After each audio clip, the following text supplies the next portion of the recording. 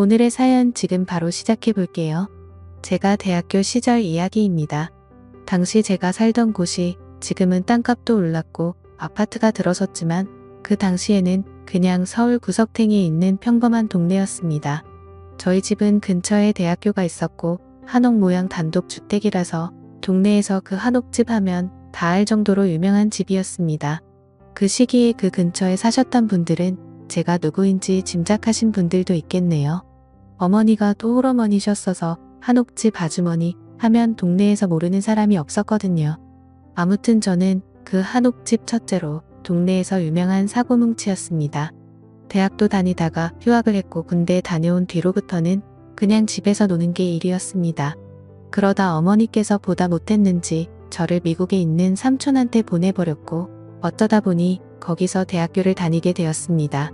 정신 차리고 공부하려고 했지만 솔직히 영어 한마디도 못하는데 미국 생활이 얼마나 수월했겠습니까? 결국 거기에서 만난 한국인 유학생들하고 사고만 더 잔뜩 치고 다니다가 결국 학교에서 쫓겨나게 되었습니다. 미국은 학생들이 가망이 없다 싶으며 나이에 내쫓아버리더라고요. 그래서 결국 3년 만에 그렇다 할 졸업장 하나 가져오지 못하고 귀국하게 되었습니다. 집에 들어가면 그래도 3년 만에 보는 아들인데 반갑다고 보고 싶었다고 좋아하실까?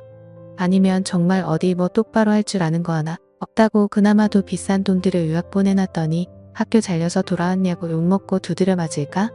이런저런 생각이 들어서 집에는 들어가지도 못하고 여행 가방 하나 들고 집 근처 전봇대 근처에 숨어서 들어갈까 말까 고민을 하던 차였습니다. 그러면서 시간을 보내고 있는데 골목 거기에서 여자들이 웃고 떠드는 소리가 들리더군요. 그 와중에도 여자 좋아하던 버릇은 못 고친 건지 여자들 웃음소리가 들리니 고개가 절로 그쪽으로 돌아가더라고요. 딱 봐도 근처에 있던 대학교를 다니는 여대생들로 보이는 무리였습니다. 그 중에서도 단연 돋보이는 미모를 가지고 키도 가장 커서 모델 같아 보이는 여자와 눈을 딱 마주치게 되었어요. 그런데 그녀 눈에는 제가 얼마나 수상해 보였겠습니까? 전봇대 근처에 여행 가방 하나 들고 서 있고 안잘부잘 못하고 있던 모습이었을 테니 그녀가 저에게 의심을 가질만 했지요.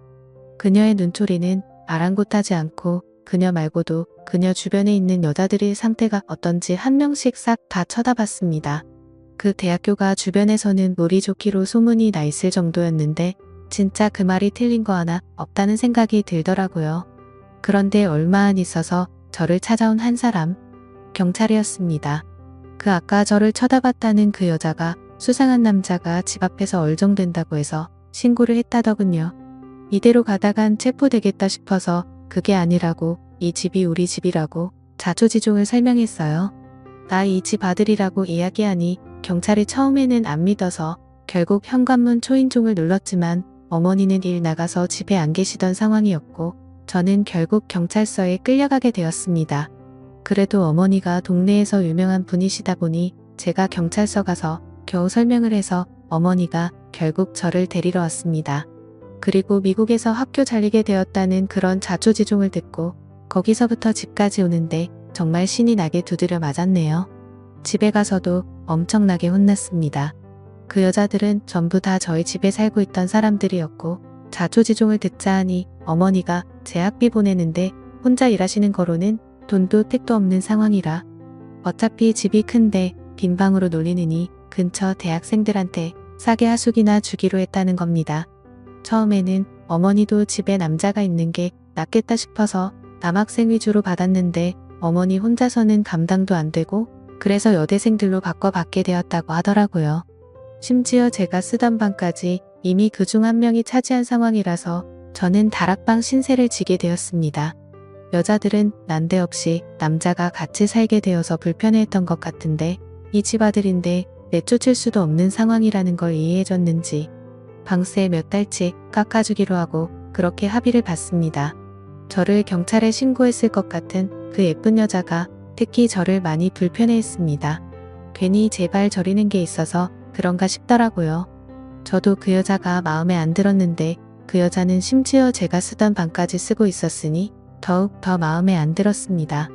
아무튼 그녀들 전부 학교가 있는 시간에 제가 집에 남아있는 걸 불편하다고 해서 낮 동안에는 어머니 식당 일을 돕고 밤에는 최대한 다락방에서 밖에 나오지 않는 생활을 이어가게 되었습니다.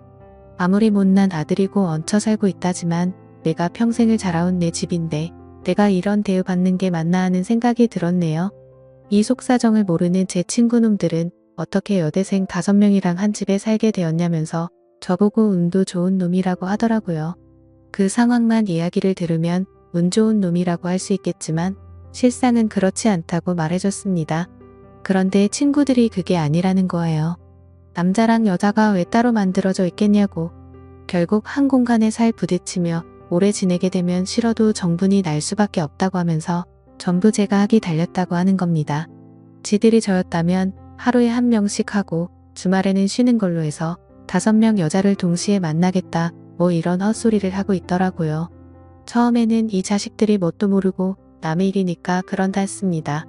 그런데 저도 사실 노는 데는 일가견이 있던 사람이고 여대생이라고 해봐야 무슨 박사 준비하는 학구열 넘치는 타입도 아니고 평범한 대학교 다니는 학생들이었는데 제가 만나오던 여자들과 별반 다를 게 없었죠. 거기에 매일 반복되는 하루에 지쳐 있는지 새로운 자극이 필요한 듯 보이더군요. 제가 일부러 멀리까지 가서 미국에서 유학하던 시절에 마시던 술 같은 걸 공수해왔습니다. 그때는 데킬라가 유행이어서 레몬도 사놓고 소금도 사놓고 해서 일부러 여자들 다 학교 끝나고 와서 저녁 먹는다고 부엌에 모이고 그럴 때를 노려서 그녀들 앞에서 데킬라나 한 잔 마셔야겠다 하고 어떻게 마시는지 보여줬지요. 손등에 소금을 좀 털어놓고 술 한 잔 마시고 소금 먹고 잘라놓은 레몬 먹고 여자들이 그 모습을 신기하게 보더라고요. 그러니 여자들이 자기도 한번 마셔봐도 되냐고 자기도 마셔보겠다고 하면서 저한테 친한 척을 하더라고요. 그때부터 밤에 어머니 주무시면 몰래 그녀들하고 술도 마시고 친해지게 되었습니다. 생각을 조금만 바꾸니 어디 멀리까지 안 가도 이렇게 예쁜 여자들이 한 지붕 아래 사는데 친구들 말대로 제가 무슨 복을 받은 건가 싶더라고요. 저에 대한 경계심이 조금 흘러지고 나니 모의자가 뻑뻑하다.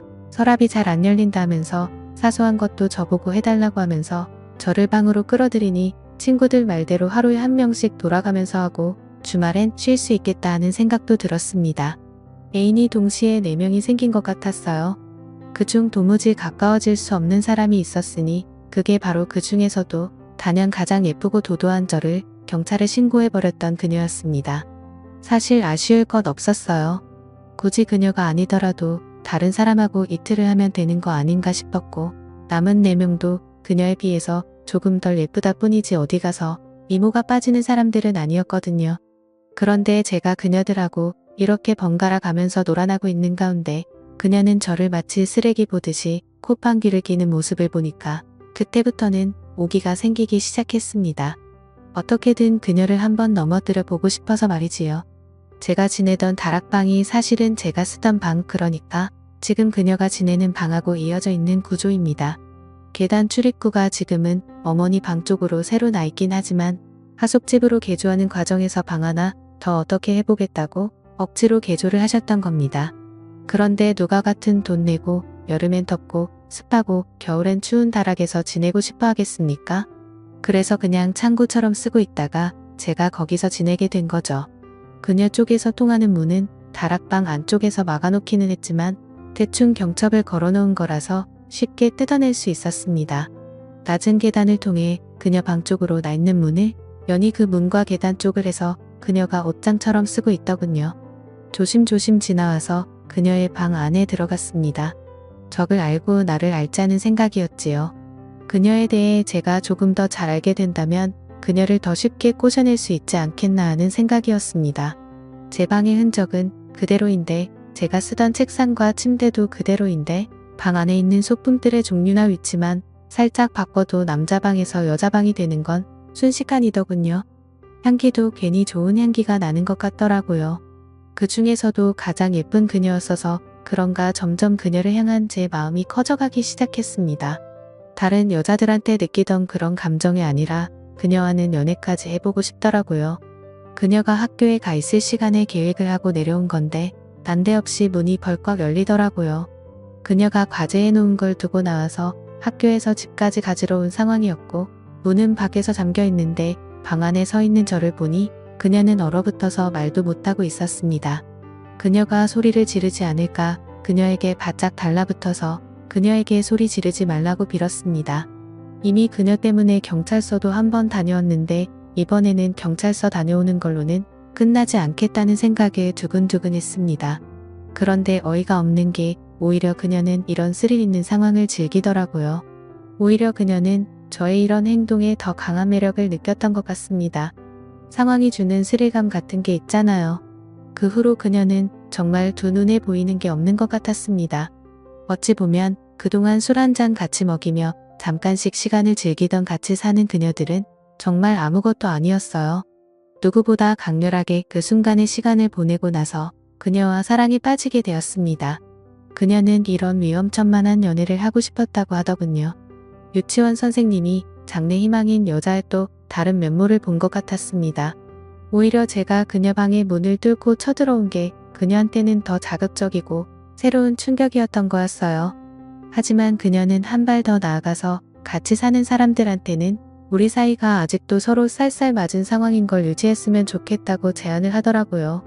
어차피 다락방의 통로를 통해서 방 안에 드나드는 건 자유자재였으니 밖에서는 앙숙인 척하고 밤만 되면 신혼부부나 다름이 없었습니다. 그녀와는 그렇게 1년을 더 지냈습니다. 그녀가 학교를 졸업하게 되면서 하숙집을 떠나게 되었는데 그때서야 그녀는 그동안 숨겨왔던 마음을 고백해왔어요. 졸업 후에도 계속 만나고 싶다고 하면서 말이죠. 그래서 그때는 비밀스러운 만남을 유지하면서 사실은 서로 앙숙처럼 행동하던 관계였는데 지금은 상황이 비슷하지만 다릅니다. 그때로부터 15년이 지난 지금 그녀는 제 아내가 되었거든요. 지금도 앙숙 같은 관계는 여전하지만 우리가 부부라는 걸 사람들이 다 알고 있으니 말이지요. 오늘의 사연은 여기까지네요. 긴 사연 끝까지 들어주셔서 감사합니다.